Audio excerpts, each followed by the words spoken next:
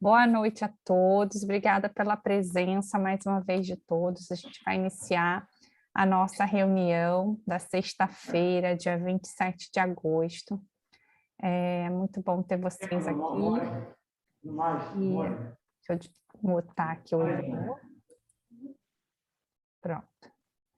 A gente vai começar hoje para conversar um pouquinho com o Denizar, ele vai ser o nosso palestrante dessa noite, que a gente ainda está caminhando ainda no capítulo 10, né? A gente vai falar hoje sobre os itens 19 e 21, é permitido repreender os outros? Então, o Denizar vai falar sobre isso com a gente. Também vou pedir o Denizar para fazer a nossa prece inicial. Queria ver com vocês quem é que pode fazer as nossas vibrações de hoje e a prece final. Mônica, você pode fazer as vibrações?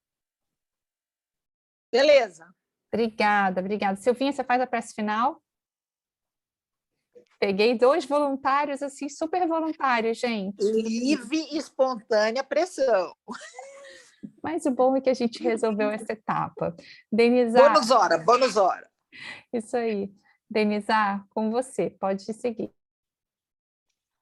Bom, boa noite a todos. Mais uma vez agradeço estar aqui com vocês para falar um pouquinho do Evangelho de Jesus. E vamos iniciar com uma prece, agradecendo sempre ao Pai e ao Mestre Jesus pelas oportunidades que nos concede, aproveitando esse mês de aniversário da nossa casa, são 81 anos, para vibrarmos pelos nossos irmãos que lá no passado idealizaram e iniciaram esta obra, vibrarmos por Teodoro de Mola, vibrarmos pelo mentor desta casa, Padre Germano, vibrarmos por quem dá o nome a esta casa, nosso querido irmão João Batista, e por todos aqueles que nesses 81 anos trouxeram esta casa até este momento de tantas dificuldades e de tantos aprendizados. Só podemos sempre agradecer ao Pai pelas oportunidades que nos concede. Obrigado, Senhor. Obrigado, Mestre amado Jesus. Que assim seja. Bom, antes de iniciar a palestra, eu queria fazer o convite a todos que amanhã nós temos a última palestra referente ao ciclo de palestras que normalmente a gente faz em agosto. O tema é Relacionamentos Desafiadores da Vida em Família, com o Orso Peter Carrara e com o Luiz Fernando Lopes. A apresentação vai ser do senhor José Macário da Silva Filho, né, que me confidenciou, e está aqui do meu lado, que ele vai ver todo mundo que vai estar presente, quem não estiver excomungado, hein, gente? Então, 3 horas da tarde, todo mundo se conectando aqui para a gente fazer a apresentação da última palestra desse ano, comemorativa ao aniversário da casa. Bom, vamos ao tema de hoje, capítulo 10, encerramento desse capítulo, né? Bem-aventurados aqueles que são misericordiosos, e os itens é o 19, o 20 e o 21, que na verdade são 3 perguntas. A primeira pergunta é: temos o direito de repreender o outro? A segunda pergunta é: será repreensível observar as imperfeições do outro? E a terceira pergunta: existem casos em que seja útil o mal de outrem? Então, gente, quando a gente vai buscar falar do outro, o primeiro ponto que devemos avaliar qual a nossa intenção quando olhamos o outro com olhos críticos. Porque usamos em nossa vida, embora já faça mais de 2000 anos que Jesus esteve conosco e nos deixou um mandamento maior, que é amar a Deus sobre todas as coisas e ao próximo como a ti mesmo, ainda fazemos uso do julgar mais do que amar ao próximo. E a gente passa a nossa existência julgando, dizendo, aquele ali é preguiçoso, aquele outro, ele não presta, aquele outro é desonesto. A gente vai levando a nossa vida a julgar o outro. E quando a gente procede desta forma, a gente se coloca num patamar superior.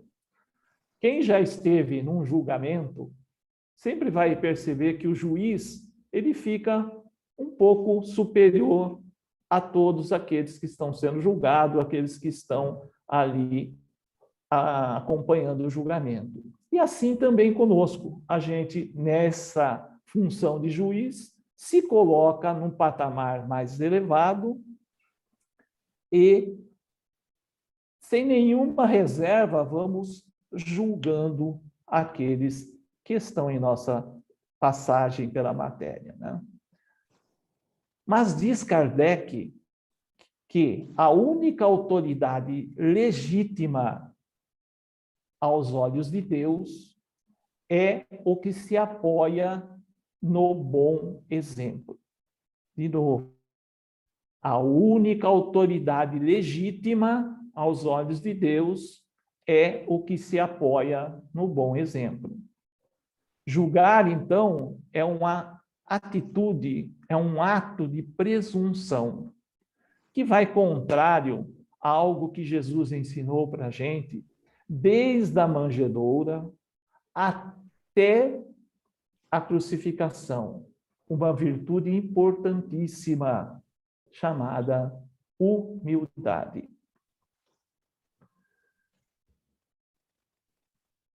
Costumamos ser muito tolerantes com as nossas falhas, com os nossos erros.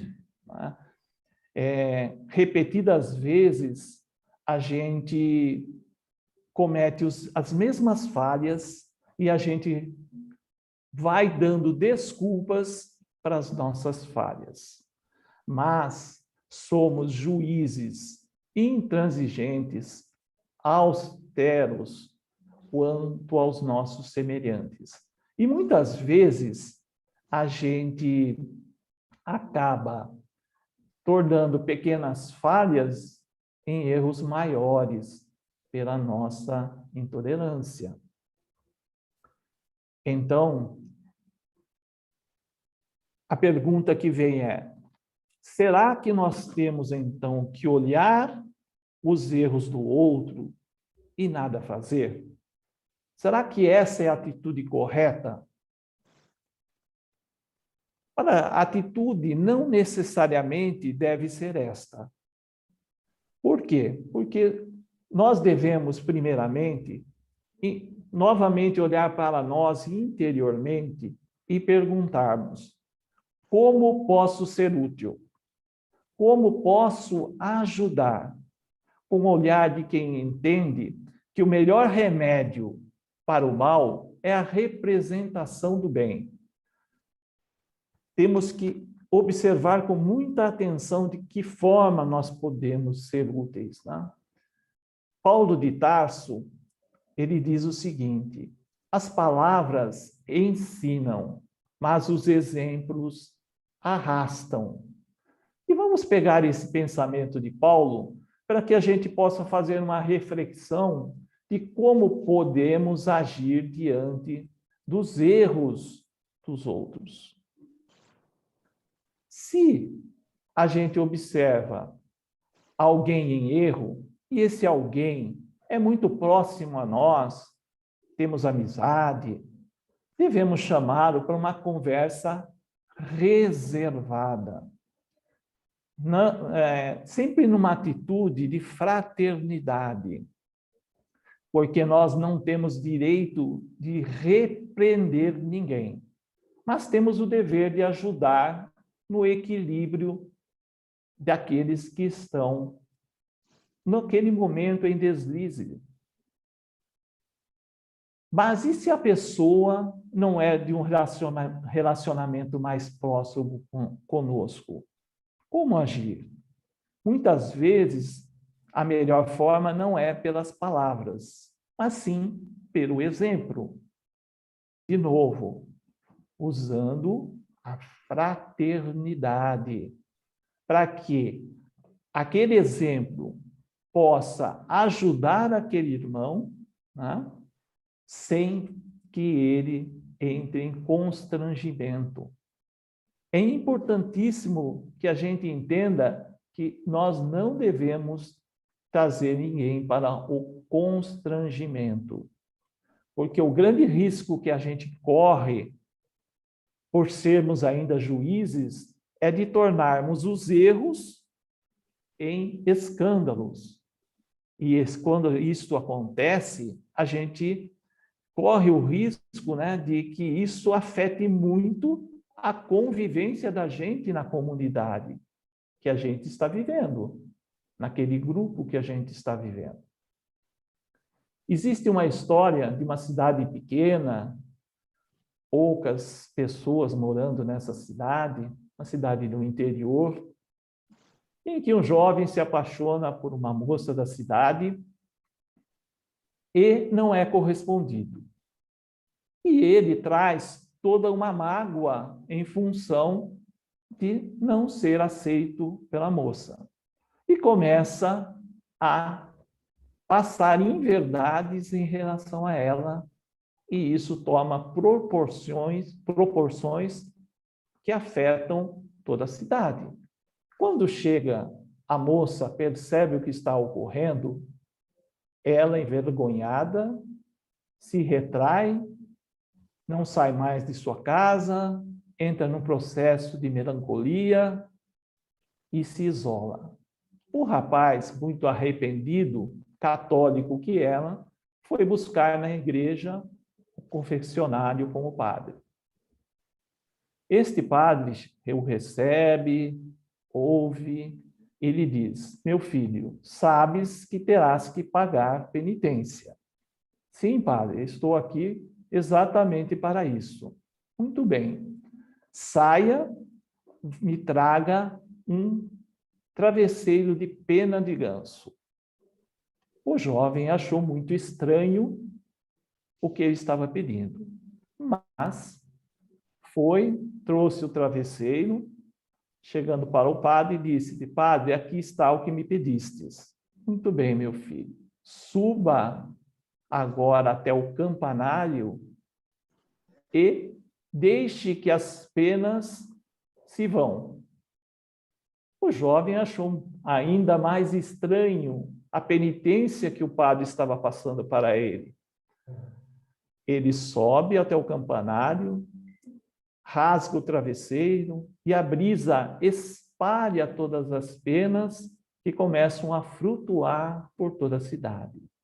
O espetáculo é até bonito, ele fica feliz e desce as escadarias, agradecido por ter cumprido a sua penitência. Quando chega até o padre lhe diz: agora inicia a sua penitência. Deves sair por toda a cidade e recolher cada uma das penas que você deixou pairar pela cidade. O jovem arregala os olhos e lhe diz: mas isto é impossível, padre. Sim, meu filho, é verdade. Assim também são com as palavras. Uma vez que a gente a emite, dificilmente a gente consegue recolher os efeitos que ela causam. Então, o padre falou para ele: o arrependimento é importante, porém, devemos pensar antes de agir.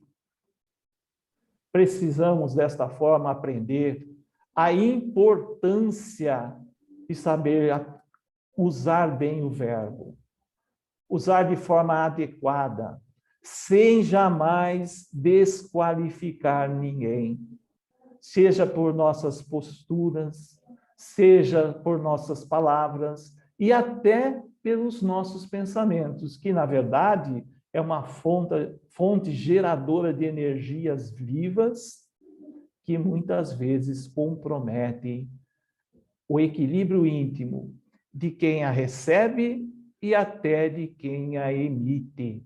Precisamos ficar atento.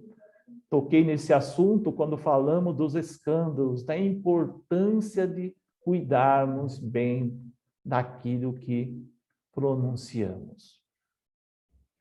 Precisamos dar valor à indulgência, né? Porque ser indulgente não é comentar os desvios de algum companheiro que está em nossa jornada.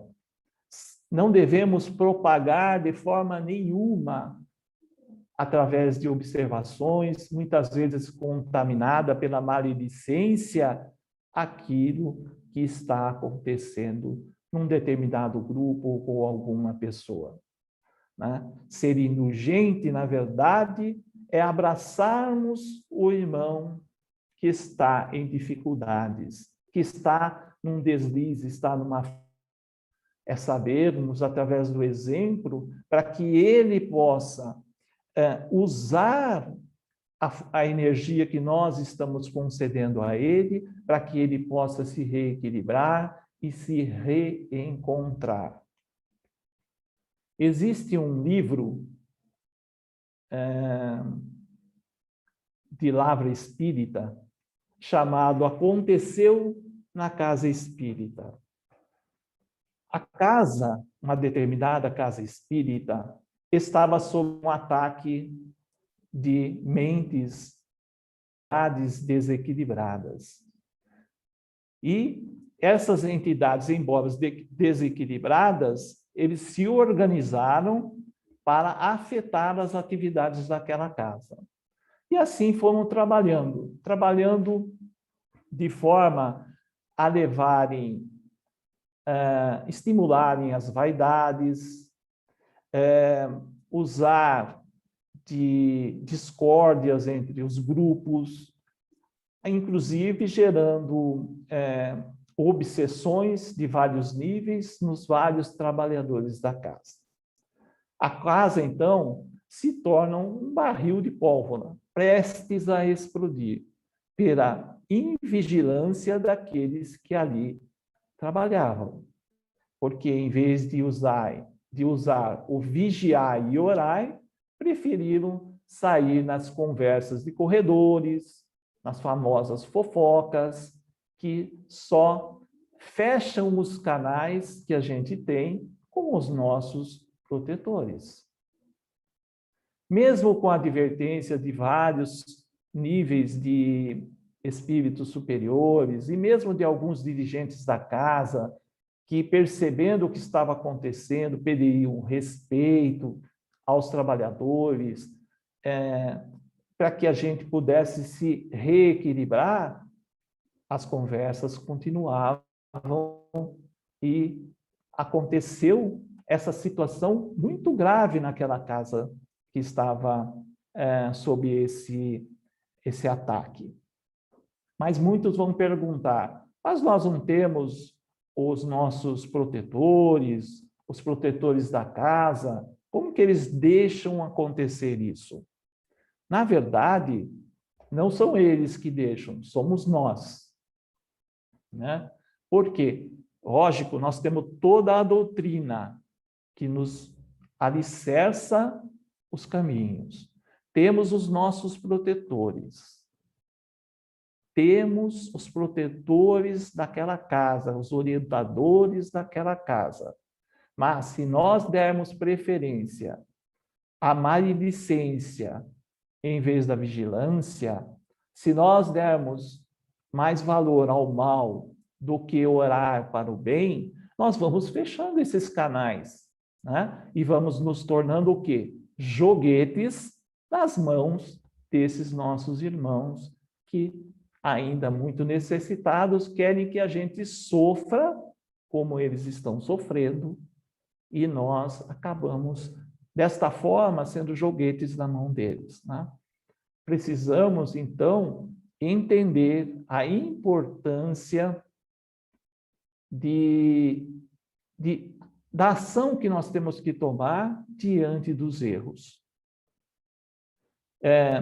Porque a gente vai perceber que viver é uma grande oportunidade que temos de alimentar o nosso querer, a nossa vontade, né?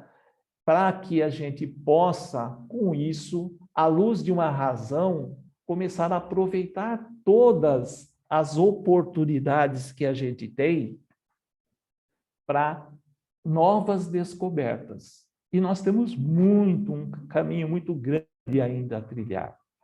Então, as nossas posturas diante das nossas aquisições morais é que vão dando direção na hora da gente vivenciar a verdade, de buscar tratar os erros, tanto os nossos como os dos outros, com a dimensão correta.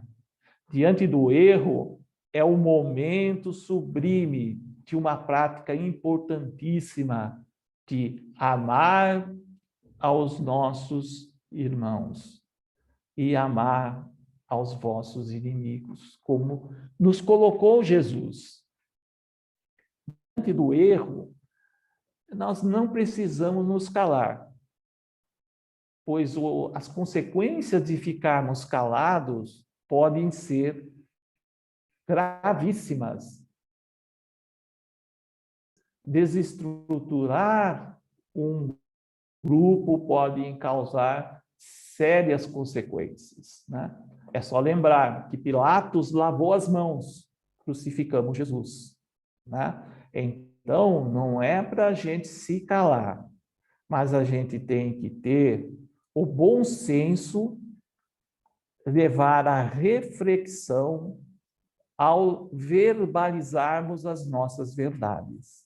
Porque nós podemos correr o risco, né, dos erros virarem, e como diz Jesus, ai daquele por quem venham os escândalos. Então, nós como espíritas, o nosso papel não é de acusador. Nós não podemos ser esse elemento de acusar. Nós temos que ser um instrumento de despertar de consciências, na ação transformadora, né? Então, nós temos que buscar fazer o papel através do amai-vos, da fraternidade, o papel de despertar consciências que estejam em deslizes, mas sem condenarmos e sem constranger ninguém. Não é necessário que isso ocorra, né? Então, quando a pergunta é: temos o direito de repreender o outro?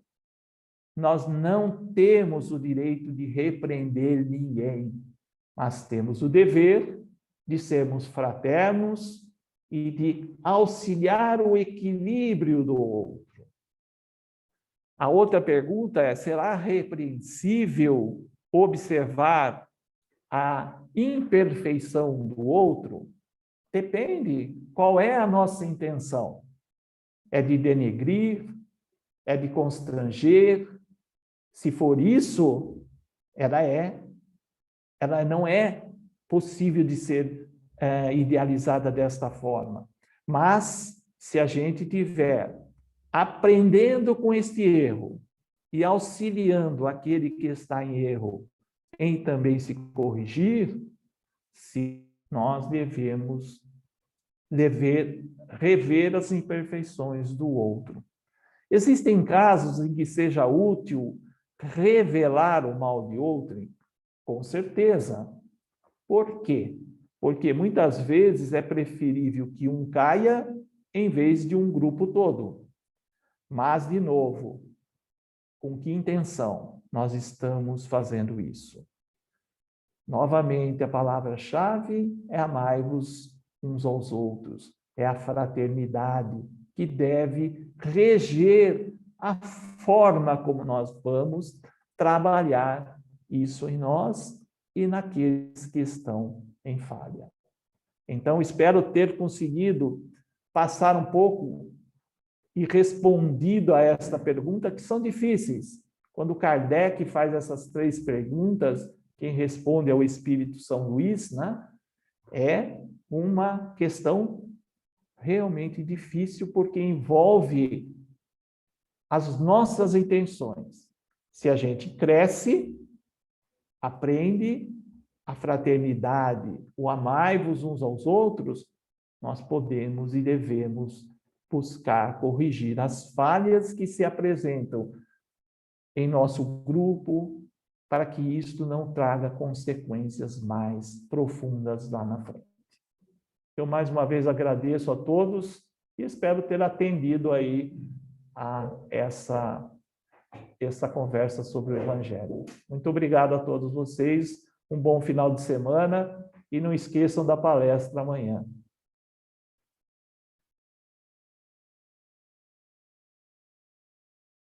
Excelente, Denizar. Muito obrigada pelo estudo dessa noite, essas reflexões ótimas. A gente vai passar para a segunda parte, que é a leitura do livro Pão Nosso. A gente vai falar no capítulo 34, Lugar Deserto. Macário, sua câmera está fechada, mas você está aí? Macário está aqui, sim. Tá, Macário que vai fazer o comentário dessa noite na... Eu vou... Calma aí, deixa eu compartilhar para a gente poder ler.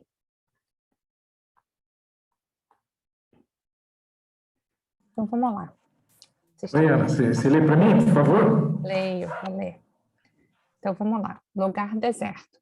E ele lhes disse, vinde vós aqui à parte, a um lugar deserto, e repousai um pouco. Em Marcos 6:31. A exortação de Jesus aos companheiros reveste-se de singular importância para os discípulos do Evangelho em todos os tempos. Indispensável se torna aprender o caminho do lugar à parte, em que o mestre aguarda os aprendizes para o repouso construtivo em seu amor. No precioso símbolo, temos o santuário íntimo do coração sequioso de luz divina. De modo algum se referia o Senhor tão somente à soledade dos sítios que favorecem a meditação, onde sempre encontramos sugestões vivas da natureza humana. Reportava-se à câmara silenciosa situada dentro de nós mesmos. Além disso, não podemos esquecer que o espírito sedento de união divina, desde o momento em que se imerge nas correntes do idealismo superior, passa a sentir-se desajustado, em profundo insulamento no mundo, embora servindo diariamente consoante os indefectíveis desígnios do alto. No templo secreto da alma, o Cristo espera por nós, a fim de revigorar-nos as forças exaustas. Os homens iniciaram a procura do lugar deserto, recolhendo-se aos mosteiros ou às paisagens agrestes. Todavia, o ensinamento do Salvador não se fixa no mundo externo. Prepara-te para servir ao reino divino, na cidade ou no campo, em qualquer estação, e não procures descanso impensadamente, convicto de que, muita vez, a imobilidade do corpo é tortura da alma. Antes de tudo, busca descobrir em ti mesmo o lugar à parte onde repousarás em companhia do Mestre. Boa noite a todos, mais uma vez. Sempre um prazer estar com vocês. Comentando esse texto, vamos voltar na primeira exortação de Marcos, quando ele fala, vinde a vós Vinde vós aqui. Então, o Mestre Jesus está chamando, vinde vós aqui, à parte, a um lugar deserto, e repousai um pouco.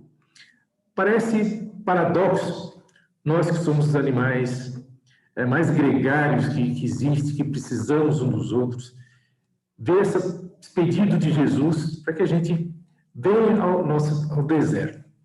Mas esse deserto que Jesus fala não é aquele deserto árido que não produz absolutamente nada. No texto se fala do coração, que é a parte emocional, pelo menos que se identificava antigamente, que é a parte emocional nossa, mas juntando coração e mente se torna um campo de cultivo. Esse campo de cultivo não pode ser árido. O que Jesus nos pede, esse deserto, era para que nós possamos introjetar a nós próprios, buscando conhecer a nós mesmos. Conhece-te a ti mesmo, já dizia Santo Agostinho, quando Kardec perguntava como fazer para melhorar, desde essa encarnação.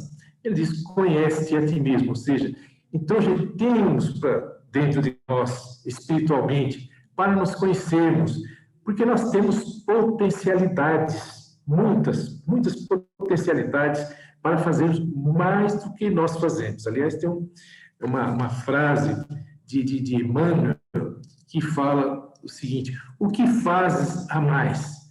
Ou seja, o que nós estamos fazendo, ainda podemos acrescentar mais. Esse campo de cultivo nosso, que é a nossa mente, que é o nosso coração, esse deserto que Jesus se refere, é para que ele esteja limpo das ervas daninhas, porque muitas vezes os nossos pensamentos estão rodeados, um turbilhão de pensamentos contraditórios, desencontrados, pensamentos inadequados. Então, enchemos muito a nossa mente, esse campo de cultivo, e não permitimos que a semente do Mestre Jesus tenha espaço para ser semeado nesse cultivo. E isso nos lembra o quê? A parábola do semeador. Essa parábola do semeador é considerada por Caibar Schutel a parábola das parábolas, porque ela sintetiza todos os caracteres das almas, todas as gradações, o conhecimento, a evolução de cada alma. Então, nós somos um campo de cultivo.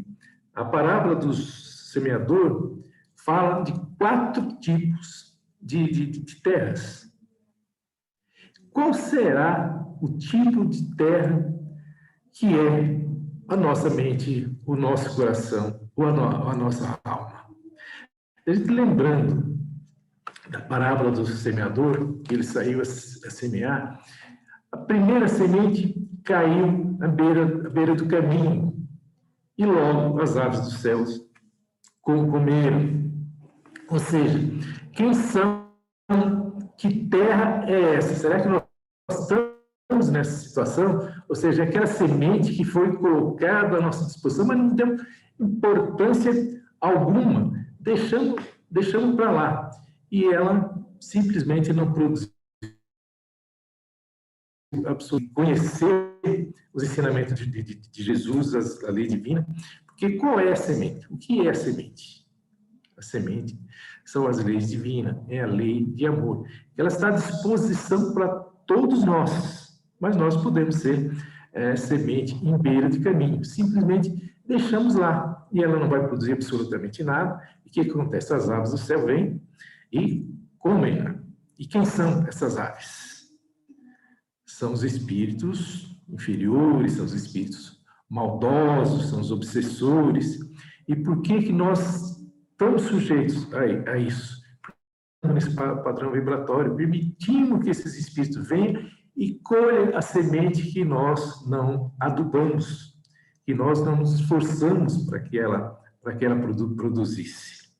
A segunda terra no meio dos pedregais. A semente caiu, aí vem aquele entusiasmo momentâneo, às vezes até radical, mas de repente vem o sol e queima tudo. Aquela semente que foi descolocada à disposição é queimada por quê? As facilidades do mundo, que são os pedregulhos, nós nos deixamos levar ou trocamos o conceito ao invés do ser para o ter e perdemos mais uma vez essa oportunidade de ver germinar em nós próprios essa semente que é a lei do amor. A terceira terra, que é a terra dos espinhais, ela foi semeada e logo os espinhos cresceram e sufocaram.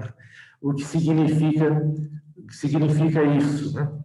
São as nossas provas ou expiações. Às vezes absorvemos aquela semente, às vezes até regamos de alguma forma, colocamos algum adubozinho aqui, lá, mas de repente imaginamos que nós não precisamos passar por nenhuma dificuldade.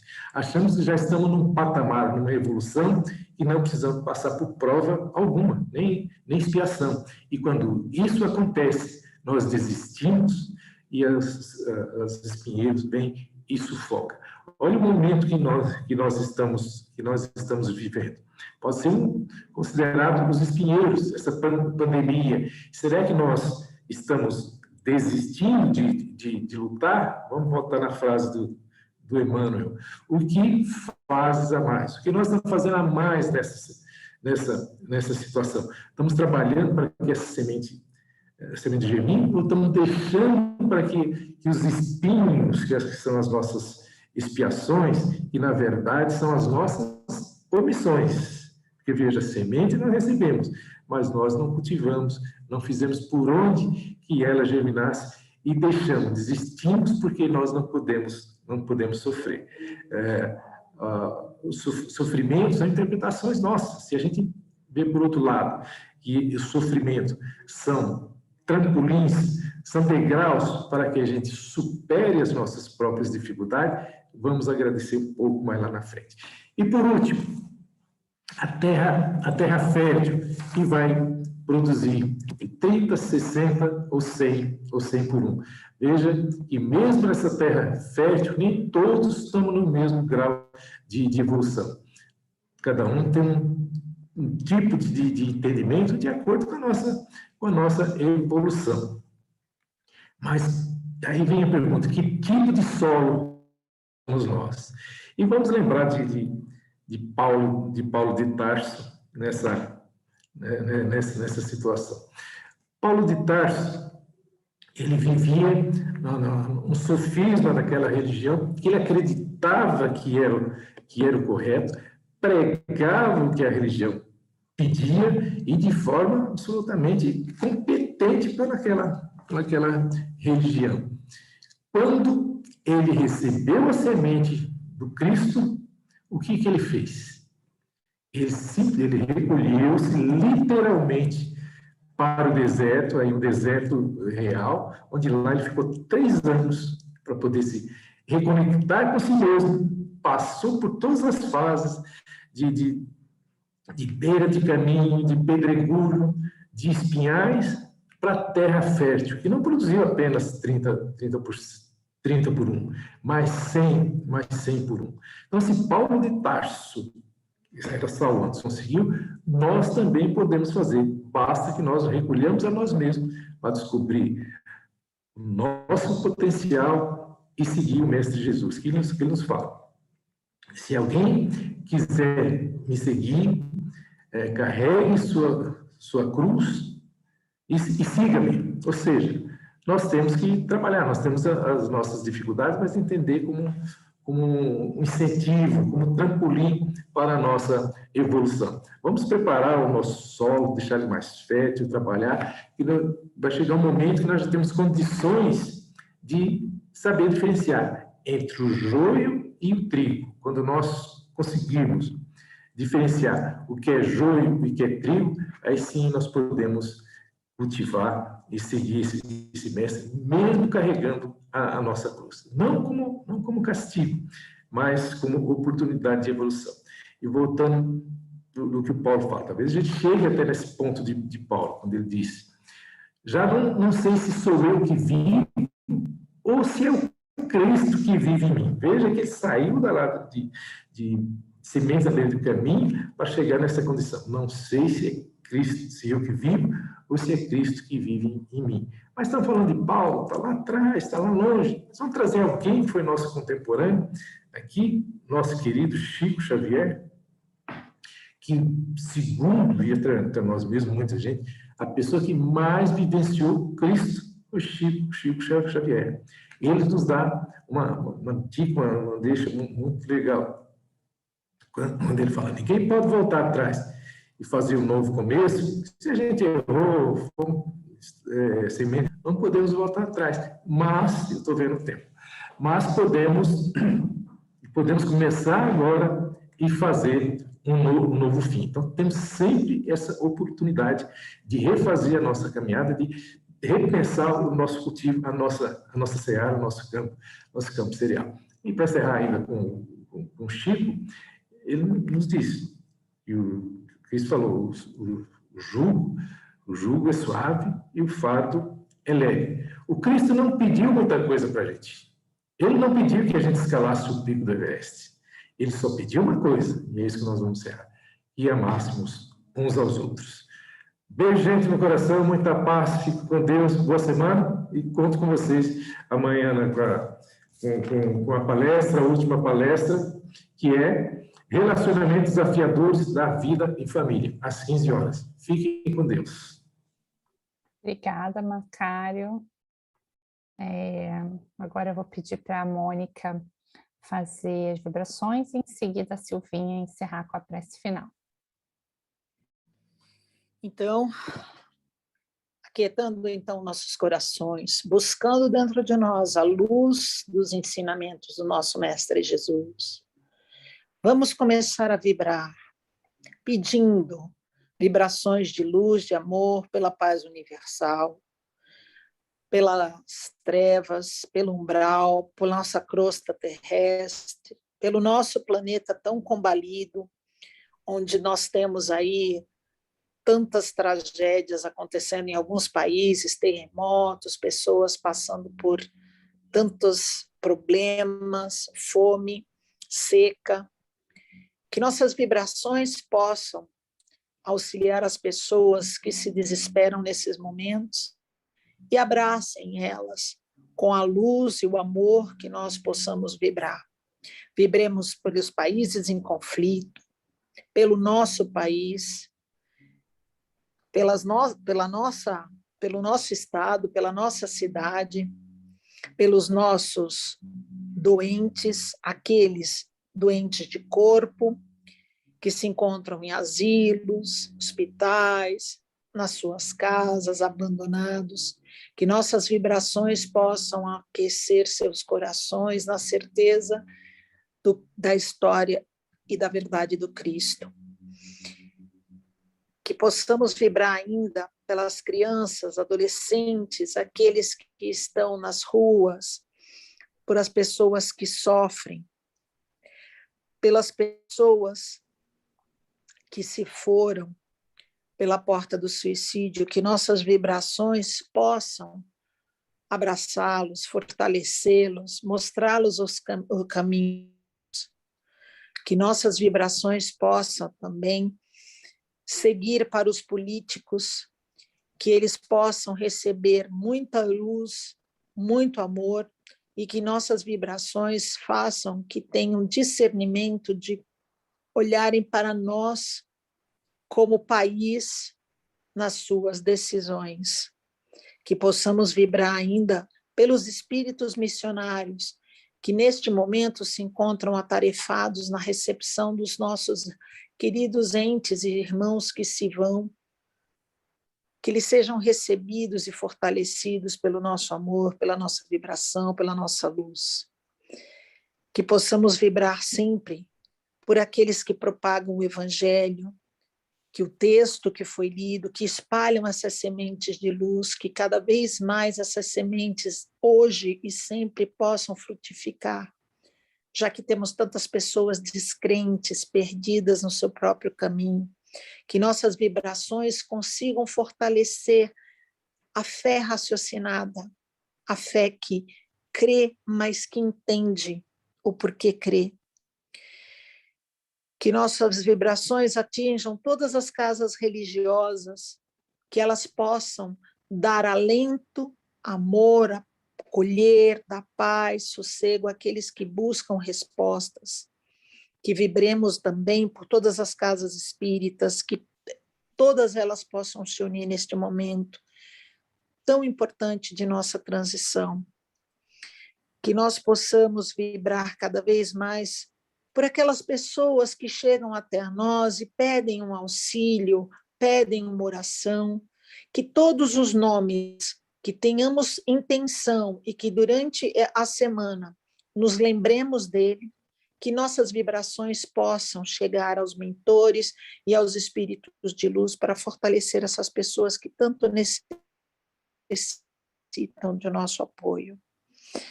Vibremos também pelos nossos lares, pelos lares das pessoas que precisam de ajuda, por nossa casa, que nossa casa seja o ambiente de acolhimento, de luz, de refazimento, de nossas lutas, de nossas brigas, de nossas fadigas, que nosso lar seja um lar abençoado, que nossas vibrações de amor fortaleçam nossas estruturas dentro da nossa casa. Oremos e vigiemos e cada vez mais vibremos por aqueles entes queridos, próximos, que nos são pessoas mais difíceis de lidar, que possamos ter discernimento, que possamos agir, por exemplo, para trazer as pessoas até a luz e o amor, que possamos ser cada vez mais exemplos e testemunho do nosso Evangelho redivivo, que possamos aprender a amar e vibrar cada vez mais por nós e principalmente pelo nosso irmão. Que assim seja, graças a Deus, graças a Jesus. Então aproveitamos esse momento de serenidade trazido pela Mônica, vamos agradecendo a toda a espiritualidade benfeitora que deu a sustentação necessária para a realização deste Evangelho, agradecendo aos nossos mentores e principalmente agradecendo ao nosso Pai. Esse Pai amoroso, esse Pai bondoso e misericordioso, que tem tanta paciência conosco, que sabe que o nosso aprendizado é um passinho de cada vez. Senhor, obrigada pela oportunidade de hoje.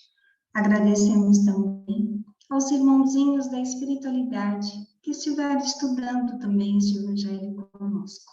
Que tenhamos uma boa noite e que tenhamos uma boa semana e que possamos estar juntos na próxima oportunidade, se assim for da tua vontade. Nosso muito obrigada e que assim seja. Tchau, gente. Obrigada. Boa noite, gente. Tchau, tchau, tchau.